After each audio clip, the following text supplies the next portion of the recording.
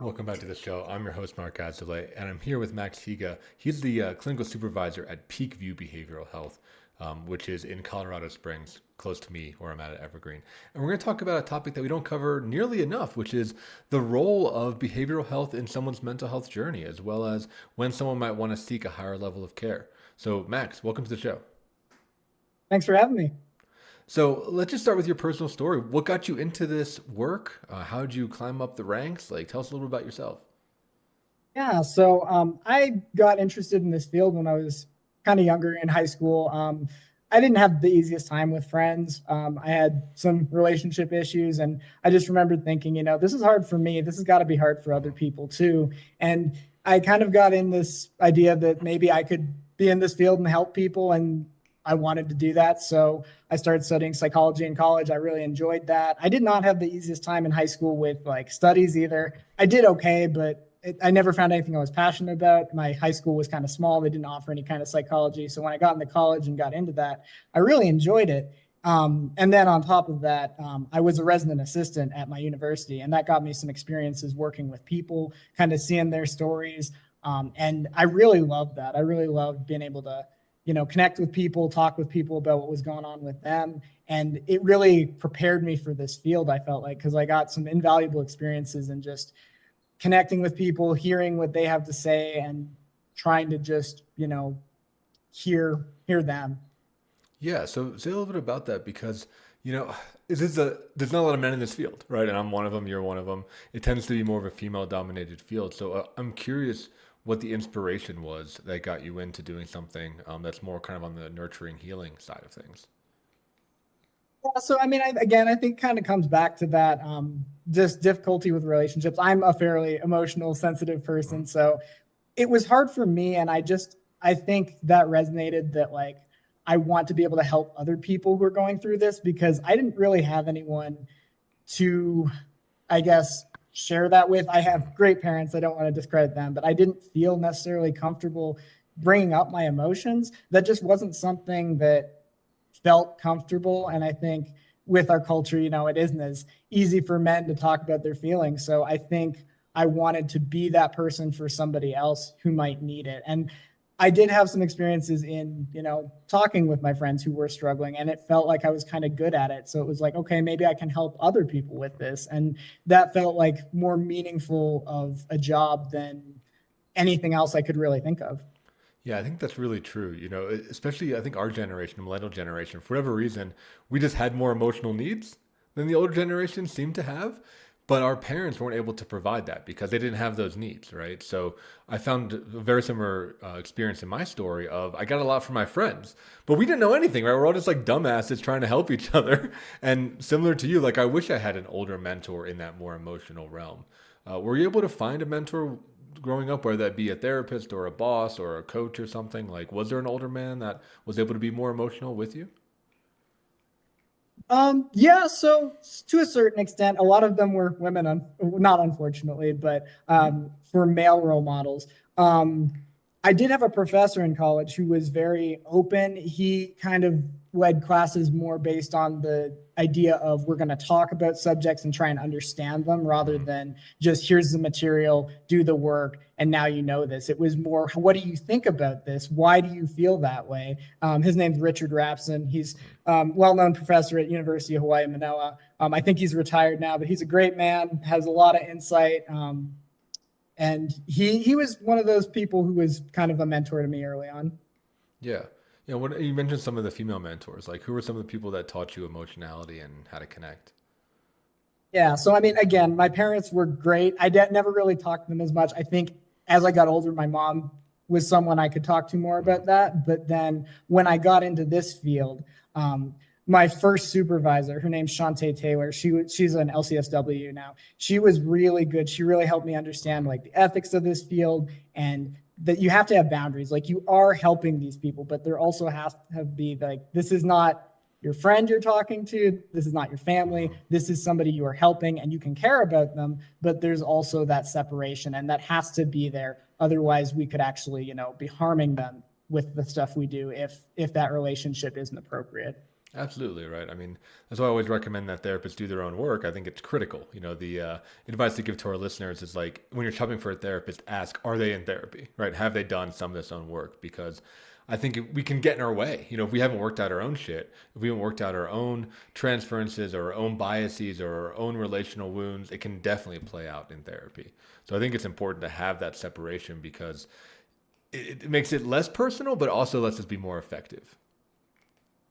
Yeah. Yeah. And it's really important, especially because people have experienced such bad relationships. Hmm. They're really searching for a positive relationship. And you see that in people who are struggling. They're really searching for that. And if we don't set those boundaries early, I think it's easy to kind of let it slide and let things happen that shouldn't. And then if you do try and correct it, they feel like you're pulling back, or, oh no, this is just another person who tricked me or misled me. And then it does more harm than good. And that's really sad because I don't think anyone goes out to try and do that. But sometimes if we're not being careful about it, we can do that sort of thing. Right. Yeah. People get overwhelmed and they freak out, end up saying and doing things that they regret.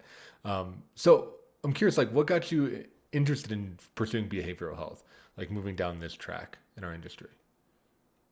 So I think crisis was something that got me into it. I did experience in my first job a couple people in crisis, and my fellow staff members told me they thought I handled them really well, Hmm. that I was really calm with it and understanding. And one of the people I spoke with who was in crisis afterwards had said, I really appreciated the way you talked to me. You didn't try and just say, things are going to be okay, because that's what a lot of people had told him. And in the moment, he's like, things aren't okay. They're not going to be okay. And I don't really feel better you telling me it's going to be okay. And I think just feeling like I can help this person and being present here in the moment with them was helpful for them. Maybe not everybody has that. This field needs people who can do that. Absolutely. Yeah, and that's a rare skill to be able to de-escalate a crisis and be helpful because, like you said, when people are like, "It's gonna be fine, don't worry," but that's so invalidating for people that are Yeah. obviously being flooded with emotions. For our listeners out there, can you define what a mental health or a psychiatric crisis might look like? Sure. So, technical terms, oftentimes it's defined by like you are in a situation where you feel that you are going to end your own life, you're going to end someone else's life, or you're in a place where your mental health symptoms are so severe that you're no longer able to take care of yourself. So, examples of that might be, you're having hallucinations or delusions that make you think people are poisoning your food, trying to get you to where you wouldn't eat or you wouldn't take care of yourself, or you might harm others because you're concerned they're out to get you. Um, More basic level, I would say, your mental health is at such a strain that the resources in your life aren't able to provide for that to an extent that you are in some sort of physical danger. Yeah, and do you find that for people, does this like a slow burn? Does it come out of nowhere? How do people find themselves in these mental health crises? Yeah, so I think it can be both. I think most often it's a more of a slow burn. Things lead up to Hmm. it. There's something wrong in your life and it's getting worse and worse. A lot of time, a relationship's unhealthy and you probably know it is, but it gets worse and worse. And then at one point, there's going to be some big thing that happens. Someone physically assaults someone, or you get broken up with, or something to that nature that escalates it even further and you just feel you can't handle the stress anymore. That's what I do see, but occasionally there are those, just something big happens out of nowhere. You lose someone to death, to illness, to they move away. There are things that happen suddenly that can cause these as well. And I think it's important to recognize both of those can happen because sometimes people feel, oh, my issue isn't that big a deal. And I think that makes it worse a lot of the time. Yeah, so tell me about that because when you think about some people, I think yeah, men, right? Like I think we often minimize the amount of stress we're under until we crack. And unfortunately, cracking can look like suicide, like you mentioned, or an alcohol binge, or a violent act against someone that we love. I think our emotions can be very powerful, which means they can be very violent. So I'm curious for the Yeah. guys out there, like how can you help them identify when they're on the road to something that might be quite dangerous? Well, so obviously, one of the big ones is thoughts of suicide. If you're having any type of thoughts of suicide, or even thoughts that you'd be better off dead or not Mhm. existing. Those are big warning signs. And that doesn't necessarily mean you need to come to an inpatient program. That may just be, I need to go to therapy, but you do need to address that because that isn't healthy for you. Mhm. And that is a very big concern if you're having thoughts of that nature. I think another thing to consider is your emotional state. If you're experiencing high emotions that aren't normal for you, so you're really angry, you come home and you're so angry that it affects the rest of your day, that's a pretty good warning sign that maybe we need to start talking to somebody at the very least. Those would be probably the big ones for me. Mhm. Yeah, and what's the process look like? Because I think our culture is behind when we think about behavioral health treatment or inpatient treatment. I think they still think it's like mental asylums, right? And like people in, straight jackets and people banging their faces against the wall and all those horrible things that happened, probably over 50 years ago now. But what does a behavioral health treatment facility look like in 2024? Yeah, so it is different than that, of course. There's nobody in straight jackets unless they are actively trying to harm themselves and are going to refuse to cooperate at Mhm. all. And I think, kind of in line with what you're saying as well, you're going to be placed more with people who are in a similar situation as Yeah. you. So, for example, at Peakview, we do have a high acuity unit. And again, that's for people who are, really struggling. They probably have some form of psychosis, hearing Mhm. things, seeing things, believing people are out to get them. If you're not in that place, you're not going to be placed with those people. So you're going to be around people who are in a similar place as you. Um, Going like to one of these facilities looks like oftentimes you can either call ahead and schedule an appointment, or you can call or you can walk in and say, hey, I'm in crisis, I need to see Mhm. somebody, and they will do an assessment to kind of determine what level of care you need. And again, if you are not at a higher level of care, like if they're like, okay, we think traditional outpatient or a PHP IOP program would be better for you, they're going to send you there. They're going to send you to the least restrictive level of care that is still appropriate for you. So I do want to kind of reassure men who might be seeking treatment. If you aren't at the point that they think you need inpatient, they are not going to just send you off and you have to stay here now. It's going to be more like, what do you need, and what is the lowest restrictive setting we can put you in that'll get you help. Yeah, I think that that's really true, right? And I think in order to educate our listeners, can you run through those different levels of care? Like I know what PHP and IOP means, but our listeners might not know what those different levels are. Yeah, I appreciate you bringing that up. So the lowest level of care is traditional outpatient, Mhm. and that's the kind of therapy you think of. You go see your therapist once a week. You talk for an hour. You go home at the end of the day. Sometimes they're a little more frequent depending on the therapist. There aren't a whole lot that do more than once a week, but there are some out there. And after that, the next highest would be the IOP level care, which stands for intensive outpatient. And that's going to be a kind of level of care where you come into a facility probably somewhere between 3 and 5 days a week, and you're engaged in group therapy where you're talking about your feelings, talking about what's going on with you, probably learning some skills to help manage your distress, interact with people a little better, identify triggers, that sort of thing. Um, and after that, you go home at the end of the day.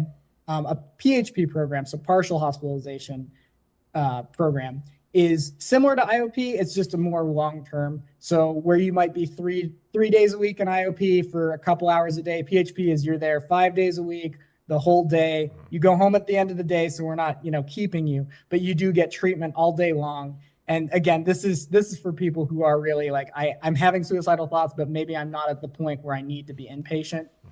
Mhm. And then, of course, inpatient is where we have immediate concerns you will kill yourself. So we have to have you in a more restricted setting where you're not able to harm yourself, where you are able to access care around the clock. Yeah, that's a really good way to run through it. And it's great. I just want to highlight what you said, that I think most programs, including yours, do these free assessments. So you can go in if you're feeling any which way, and they're going to tell you which program is the best fit for you. So you can get the help that you need. Yeah, I guess my hope is, when I'm saying that, is trying to reduce the stigma.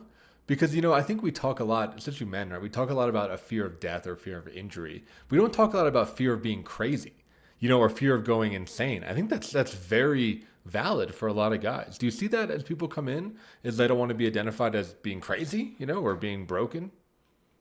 Yeah, the broken one is the big one. I do hear the crazy one sometimes, Mhm. but it's more like there's something wrong with me. People don't want to be in my life, or, who's going to want to be in a relationship with me because I'm so damaged. And that's really sad to hear because I mean, I think relationships are a core to being human. We want to connect with others, especially on a more intimate level. And I've heard that a lot. I'm too broken to be with somebody, and that's really sad to me. I think it's part of that stigma. Like, if there's something wrong with me, people won't like me, society won't accept me, that sort of thing.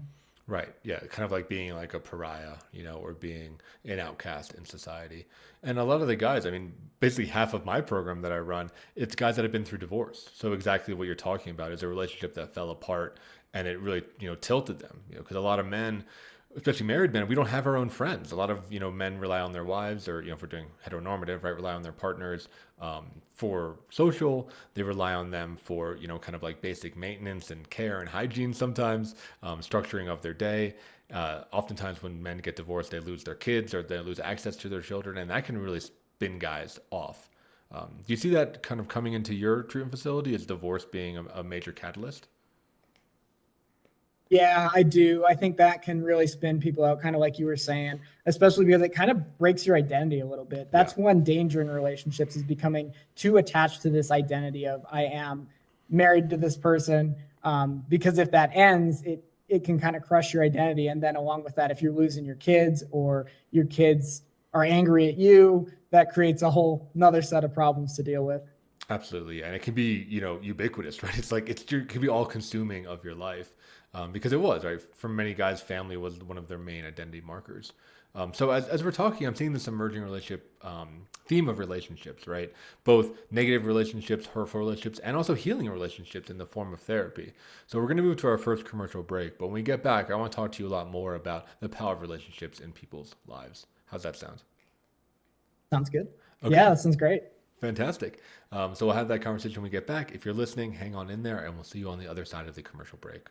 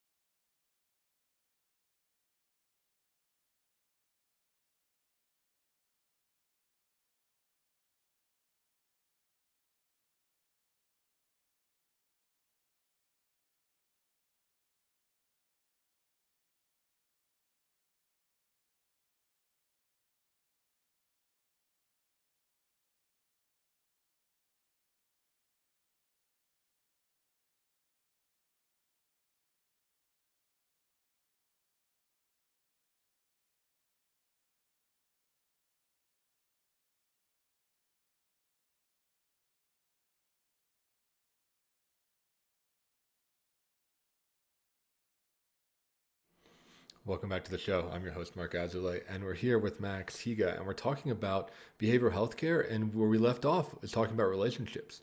both positive and negative. So you mentioned, Max, that negative relationships or toxic relationships or the dissolution of a relationship will bring people into behavioral health care. Can you say a little bit about that? Like, how does someone know they're in a toxic relationship? Because I found it's very obvious from the outside in, but from the inside, people are often not aware that their relationship is actually harming them. Yeah, I think that's really true that people oftentimes don't realize that.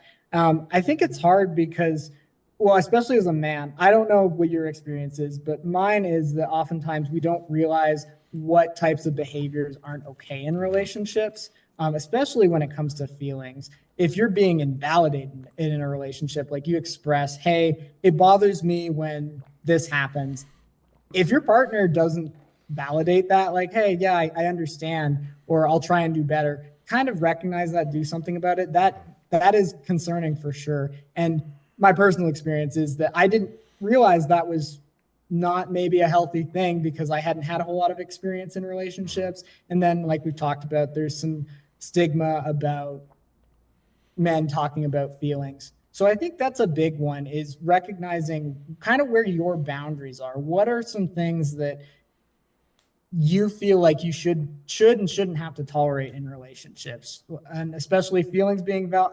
invalidated. um, Physical abuse obviously is a concern. Sexual abuse, if any of those things are going on, those are things that I firmly believe everyone should have boundaries about. I'm never going to tolerate sexual abuse. I'm never going to tolerate physical abuse.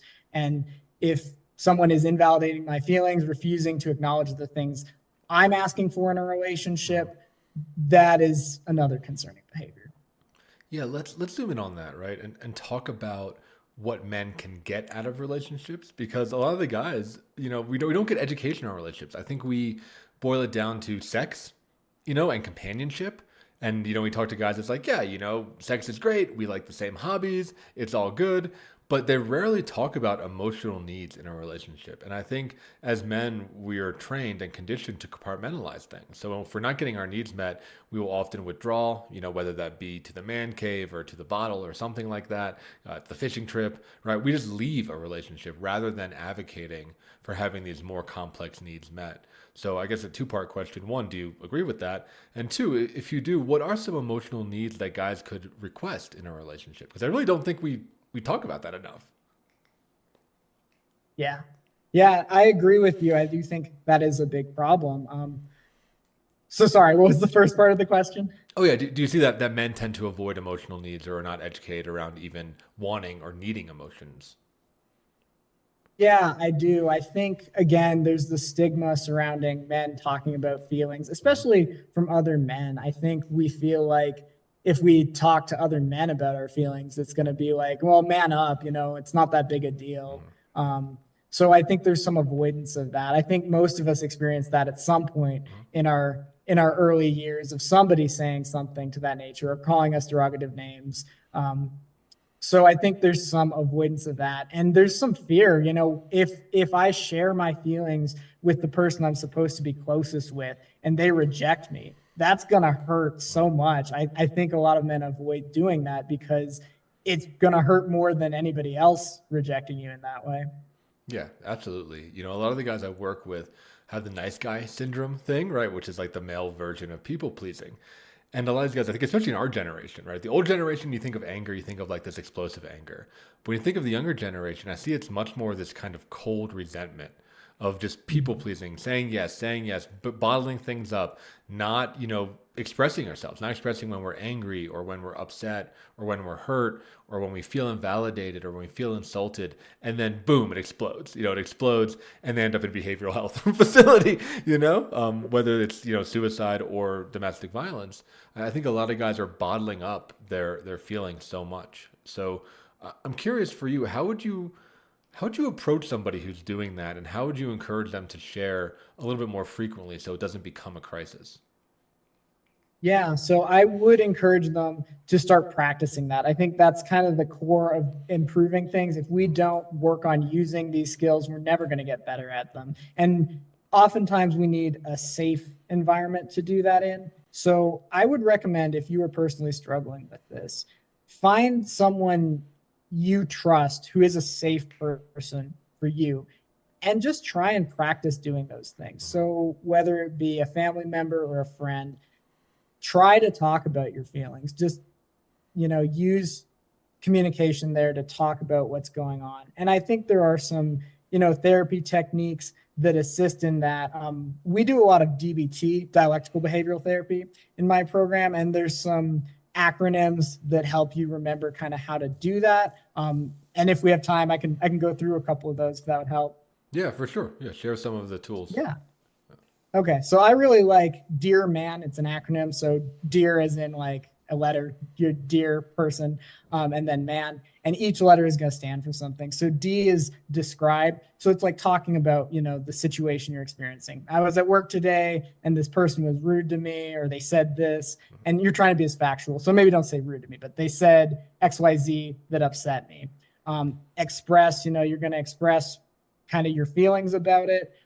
It hurt me that they said that. I felt like they were being rude to me. I feel like they were targeting me for no reason. That's where you more talk about how you were feeling. The A stands for assert. So this would be more in where you're having a conflict, but if you have an issue with someone, it would be assert. So this is what I'm wanting to see in this situation. And maybe, again, if we're talking about in relationships where you're asking for something, this hurt me. Could we talk about how we can do that differently so this doesn't happen again?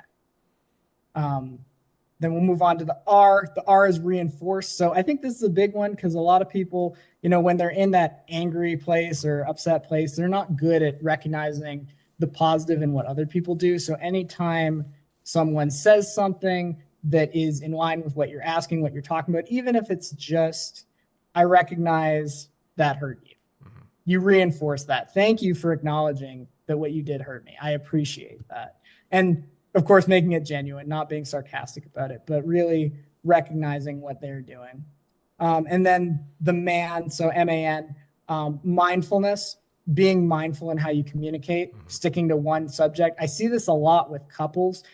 It's like one person brings up, you were late to dinner last week. You told me you were going to be there on time. You're 30 minutes late. And someone else, the other person will be like, well, okay, I was late, but you forgot to do the dishes last week. That's not being mindful. We're not talking about the same thing. We need to stay on one subject at a time, and holding yourself accountable for that and holding the other person accountable for that. So I am talking about this right now. I recognize you have an issue with this thing, and I'd love to talk to you about that later, but I want to finish this topic before we move on, so we're being respectful of both of us.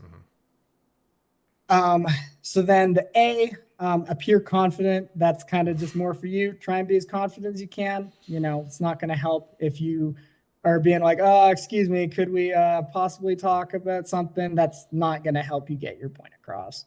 And then the N stands for negotiate, kind of coming back to working with the other person. Maybe you need to compromise a little bit. Maybe there's like, okay, I recognize I was late. I'm going to try and do better.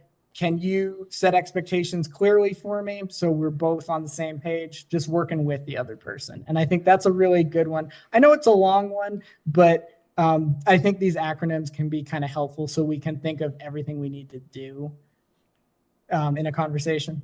Yeah, I think they are really helpful, and, for those listeners out there, I think DBT is awesome. I think it's worth it for everyone to go through. You don't have to be in a behavioral health treatment facility to do that. I think it's like, there's that quote or that trite thing where people say, hey, there's no manual for life. DBT in a lot of ways is a manual for life, especially some of these skills around interpersonal effectiveness, conflict resolution, because we're not taught this in school. And it's something that I think really should be taught more, is how to deal with conflict, how to negotiate, how to ask for what you want. Because I just see so many people struggle, either be way too aggressive and not get anything met, right? Or way too passive and just kind of become doormats. Yeah, definitely. And I think it's also, on that note, it's important to know kind of where you lie on that spectrum, because it is a spectrum from being aggressive to being passive or being assertive, which is kind of in the middle, but it's hard to find that balance. And even people who are assertive typically lean a little bit of a direction. I definitely lean a little more passive. So that's something I am always working on, is you need to be expressing yourself clearly. You need to be expressing your needs in a respectful way. I don't have trouble with the respectful part, but being direct about it, that is something I'm always working on. So I think it's important to be aware of. Yeah, it's always an edge to work. And again, I think a lot of our generation tend to be on the more passive side, which is why I think a lot of this masculinity stuff needs to be upgraded, kind of like evolve because the generations are really, really different. And again, I mostly see nice guys in what I work with. But so, kind of pivoting to another topic, you talk about relationships and you talk about healing relationships. So, in your role as a clinical supervisor, you're training other therapists, right? You're helping other therapists become better. You're building teams. You're really like building skills in these people. What do you hope to teach other therapists, right? Like, what are some of the things you want to convey to the professionals in our field? Yeah. So, well, one of the things is I think empathy for clients. I think that's a big thing because it's easy to get burned out and Mm-hmm. feel like, there are people coming here making demands, being upset, and they're just making my life hard. And it's not about that. It's about we're trying to help these people. And it can be frustrating. And I think that's okay. It's okay for us to be frustrated, but we are also the professionals and we need to be understanding and empathetic, even if it's hard in the moment. I noticed myself having thoughts like, this person is asking me for things that aren't reasonable and getting frustrated over that. But I think, again, it's important to remember we are meeting people at sometimes the worst point in their lives. And if we're not able to be understanding with them, that sends them a message that my problems are unmanageable and no one can help me. And that's the opposite of what we want to be sending people. So that's one of the biggest things for me.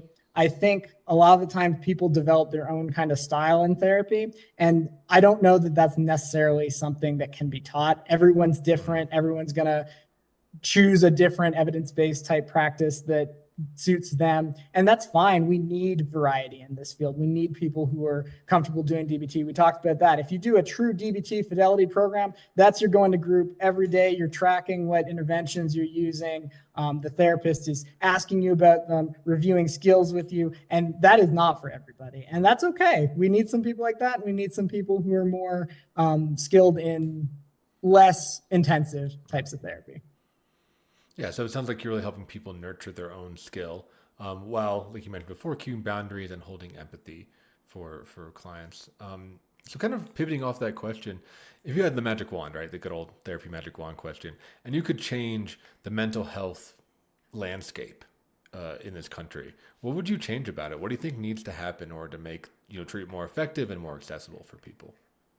Yeah, so I think there are a couple things there. One of the big things I see in this field Mm-hmm. is the insurance piece and being able to receive treatment. It's a huge barrier for a lot Yeah. of people. And even if you have insurance, sometimes it's like waiting to get it approved to see this person, or, oh, we no longer take this insurance. I think that's a huge barrier. Mm-hmm. So the access to healthcare is a big piece. I think also in line with that, there aren't enough therapists for everybody.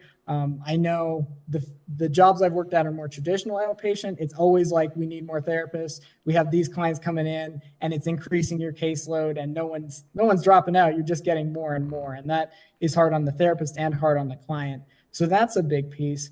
I think, kind of for a therapist perspective, I would like to see our clinicians be a little more comfortable having difficult conversations. And I say that being someone who struggles having difficult conversations, but I will see people come in, saying, "Oh, I need to be in IOP," and it's like, no, we're seeing that you need to be in PHP because you're at a point where it's almost we need you to have you inpatient.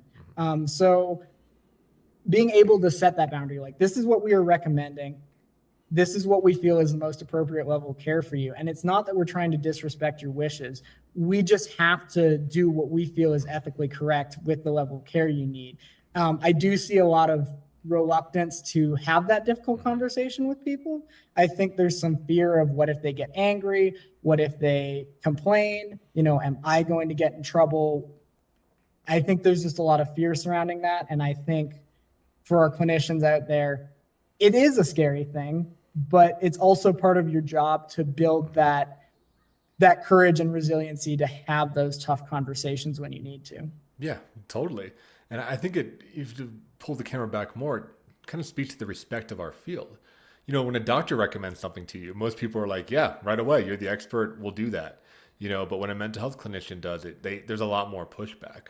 And I think part of it is, I think the temperament of most therapists, including myself, right, tend to be more on the shy side, especially when we first start. I think the other one is a lot of newer, less experienced therapists end up in agency work, so they don't have they're kind of like cutting their teeth as they're doing it with high acuity patients. So I think that can be very difficult.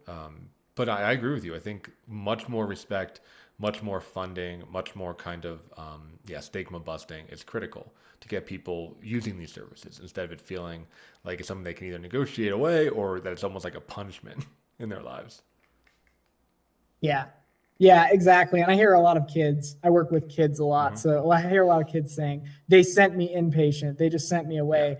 And I will grant, sometimes therapists get scared and they do that, and that's not always appropriate. Hmm. But sometimes it's also like this isn't a punishment. We want to make sure you're going to be safe. So that's why we're doing this. It isn't about where you're in trouble for having a thought like this, but we do have to keep you safe. And that's our job by law to do that, to make sure you are going to be safe, at least to the best of our ability.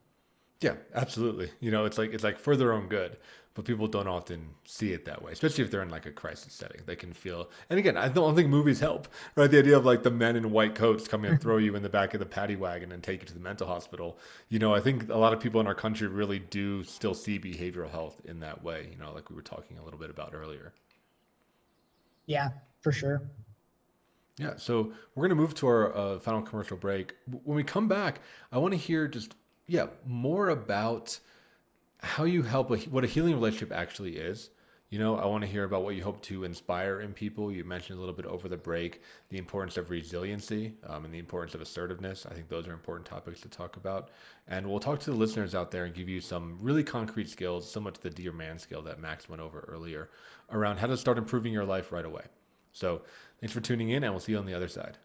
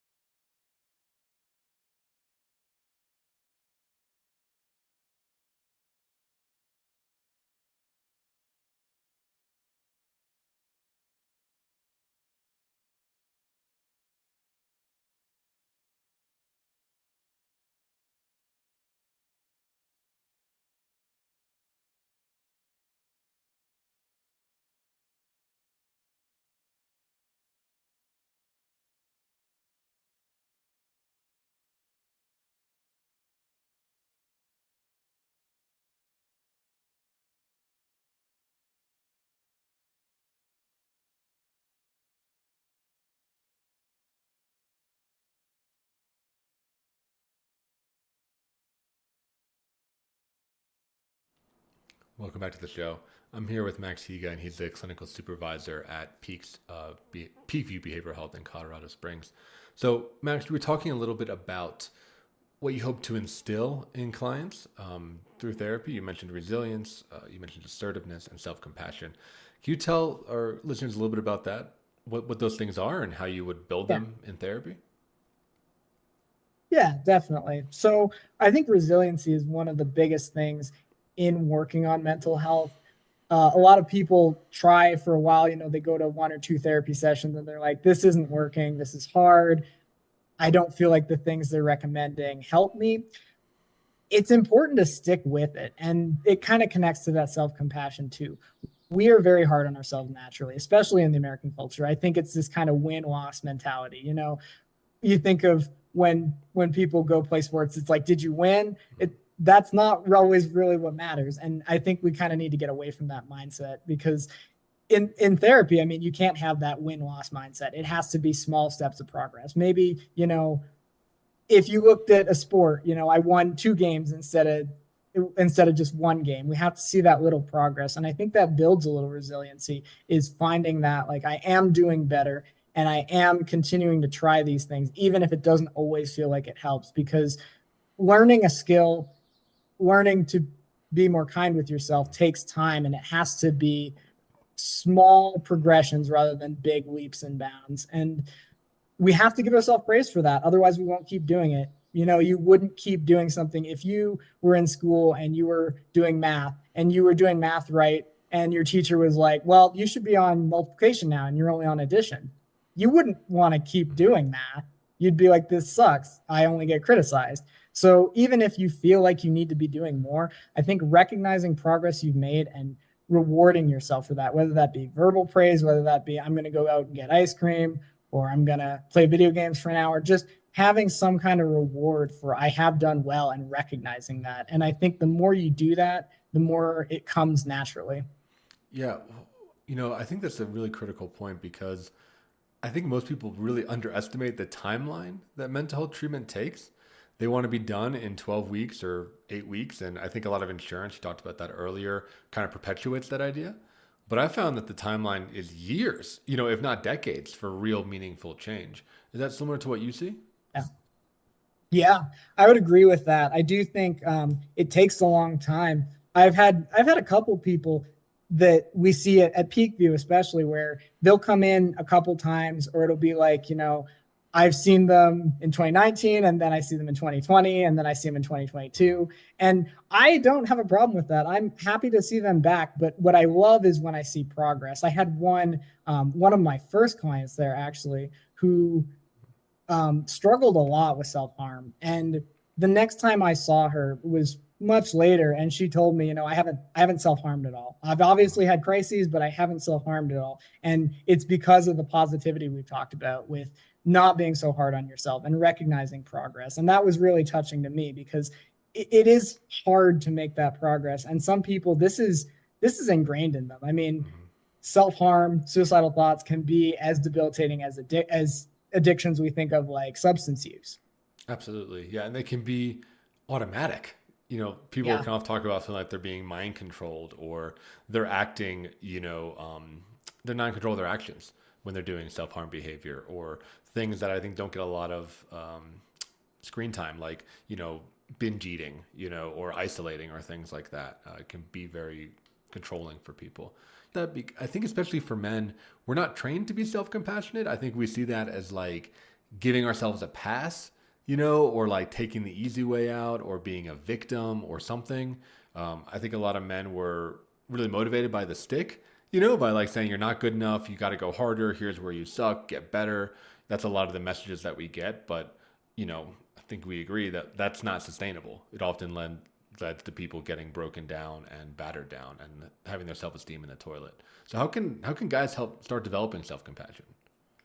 Well, I think the first thing is kind of considering how you talk to yourself versus how you talk to other people. Because I think, again, we're a lot harder on ourselves than we are with other people. And so kind of even noticing that when something goes wrong, what do you say to yourself? Are you saying, I screwed up, I'm a failure? Because that's probably not the healthiest mindset to go into for one mistake.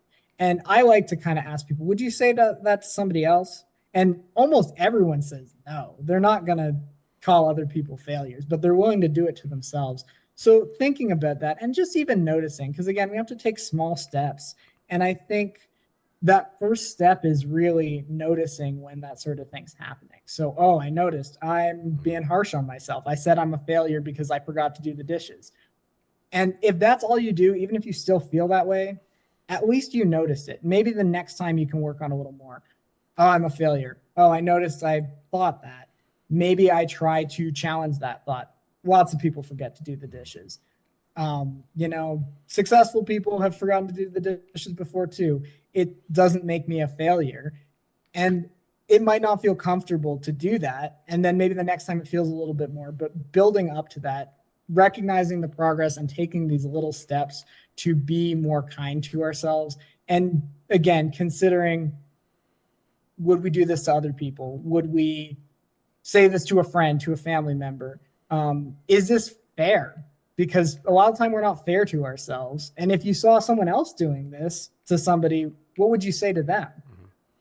Yeah. So what would you say to the guy that, because I've had this conversation with dudes, right? And a lot of them say, this is my motivation.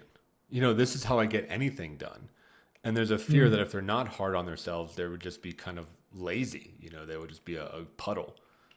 Yeah, I'd encourage people to kind of challenge that because, the research shows that's not true. Right. The research straight up shows we are not well motivated by that. We think we are, but we're not. So what would it look like to test that theory? What if I try to be a little kinder to myself and see if I'm still able to get these things done? Because I would be willing to bet most of these people have never done that. It's just, I have this thought, if I'm not this way, I won't get things done. But that may not be true. There may not actually be any evidence for that. It may just be that's what I'm used to, so I believe that. So maybe give it a try. Like, let's be compassionate with ourselves for a day or a week and see if we can still get everything we need to done. And maybe that's some evidence that that thought isn't accurate. Absolutely. Yeah. I think a lot of that self-flagellation is just really inefficient. If you want to look at it very black and white, it takes up a lot of time, a lot of mental energy. And I think it drains a lot of energy rather than building energy in people. As we're moving towards the end here, we've talked a lot about what mental illness looks like, but we haven't talked about what mental health looks like. So I'm curious, in your view, what is a mentally healthy person? What is some of the outcomes? Where someone can strive to be? Yeah. So I think we've kind of talked about relationships. You don't have to have a relationship to be healthy. But if you are going to have one, having a partner who is supportive, who listens to what you have to say, and that reciprocity, you do the same for them. I think that's a big thing if you are going to have a relationship, not forcing people into relationships, but also having things that bring meaning to your life. So that can be a lot of different things. For some people, that's their hobbies. For some people, that's their job. For some people, that's volunteering or family. I think just knowing what those things are in your life that bring your life meaning, like what do you wake up for? Because if you are just waking up to go to your job, to make money, to come home, to pay rent, to do it all over again, that's not really having meaning in your life. That's just existing. I think there's a difference between living and existing. And I would really encourage people, find out what that is for you, because I can't tell you what it is. It has to be something you find for yourself. But trying to find that, and start with things you already know you like. If you like even just video games, okay, maybe that brings something meaningful to your life. Maybe there's a way to make that more meaningful, more present in your life. Just finding things that do bring that meaning. Because again, without that, I don't really think life has the importance that it does without it. Yeah. So you talk about experimenting and finding what you like. And I wonder if you can go into some more detail about that, because a lot of the guys that I work with, especially recovering addicts or people that have done a lot of this healing, they get to this second stage where they're not about suffering anymore, right? Their identity isn't their suffering or their trauma, but now they don't know who they are or what they like or anything, and they can feel very empty. Yeah.